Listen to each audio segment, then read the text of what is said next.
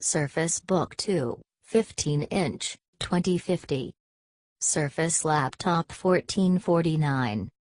Surface Pro 1340. Apple MacBook Pro 2018, 13-inch, Touch Bar. 1225. Apple MacBook Pro 2016, 13-inch, no touch bar, 1142. Surface Book, Core i7, discrete graphics.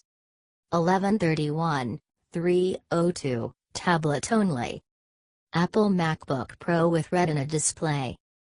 13-inch, 2015, 1123. Apple MacBook Pro 2016, 15-inch. 11 o'clock. Apple MacBook Pro 2016, 13-inch, Touch Bar, 955. Dell XPS 13, 2018. 950. Another nice upgrade, Apple has rebounded with some decent battery performance. Our laptop lasted 12 hours and 25 minutes in our standard battery test, which involves looping an HD video until it dies. That's a great jump forward from 2016, when it clocked just under 10 hours. Pricing and the competition. The 13-inch MacBook Pro with the Touch Bar starts at $1,799 with a Core i5 processor, 8GB of RAM and a 256GB SSD. It's worth bumping up your memory and storage, but it'll cost you an additional $400 too. Snag 16GB of RAM and a 512GB SSD. If you're looking for a good deal, though, and you don't want the Touch Bar, there's still the entry-level MacBook Pro at $1,299. The only problem is that it's stuck with a paltry 8GB of RAM and a 128GB SSD. Though it's heavier, the 15-inch model is better suited to serious work.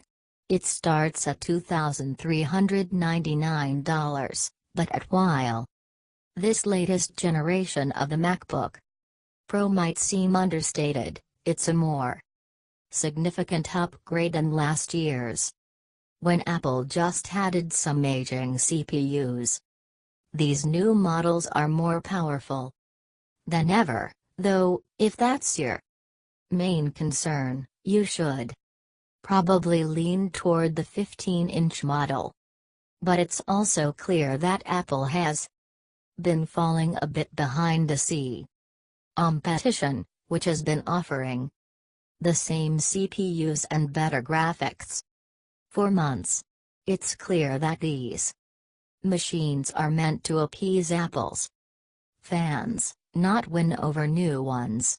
Least it gets you 16GB of while this latest generation of the MacBook Pro might seem understated, it's a more significant upgrade than last year's, when Apple just added some aging CPUs. These new models are more powerful than ever. Though, if that's your main concern, you should probably lean toward the 15-inch model. But it's also clear that Apple has been falling a bit behind the competition, which has been offering the same CPUs and better graphics for months. It's clear that these machines are meant to appease Apple's fans, not win over new ones. RAM and dedicated Radeon 555X graphics. And if you're dealing with complex audio and video editing, you'll appreciate the larger screen. There's also, finally, an external graphics option specifically designed for Macs. The $699 Blackmagic Igboo. It features AMD's Radeon RX 580, which will speed up video encoding and let you play a few games. With the new MacBook Pro, Apple is just trying to keep pace with the rest of the computing industry. The biggest upgrade is Intel's latest CPUs, which have been popping up in PCs since last fall. And there are some other slight hardware tweaks, too. Basically, it's a classic Apple refresh, not much has changed. Put the MacBook Pro side by side with last year's model and its road look at the competition. Apple claims this change was made to improve keyboard stability, but I've never heard anyone complain about Apple Keyboard Spree Butterfly. I have a 2012 MacBook Air at home, and I still like that keyboard better. The Butterfly keyboards won't be a deal breaker for most people who make this MacBook Pro their sole computing machine, a realistic usage scenario. Given the prevalence of smartphones, we'll get used to the keyboard and not think much about it. But people who jump between a MacBook and a desktop, or even another laptop, will be reminded of Apple's weird flat keys, power and glory.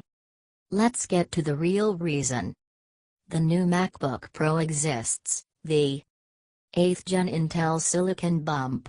My demo unit is an i7 clocked at 4.5 GHz. There's a base model with an i5 and a more premium i9 model that's only available on the 15-incher. And with the new processors paired with Apple's T2 chipset, these laptops are blazing fast. Not once during my testing period did I see the dreaded spinning ball that now dominates my 2012 MacBook Air. Even when pushed to do intensive tasks, such as outputting 4K videos, my unit never got warm nor made the loud fan noises that I'd get from Huawei's MateBook X Pro. Usual Apple flourishes. The first is macOS, which in my opinion is superior to Windows as a computing operating system. And in many cases more powerful. But after testing the 13-inch 2018 MacBook Pro for a week, I am reminded that, yes, Apple is the originator of the premium laptop. And it still has a couple of tricks up its sleeves to keep that status. Laptop, macOS is just so much more intuitive and aesthetically pleasing than Windows. I particularly like the various trackpad gestures, specifically the 3-finger tap on any word or string of words to see a quick pop-up window with relevant information such as link, preview or word definition. Follow us. Google search www.googlesearch.co.in. Facebook/blogtube page / www.facebook.com web link. Twitter.com/blogtubebbed.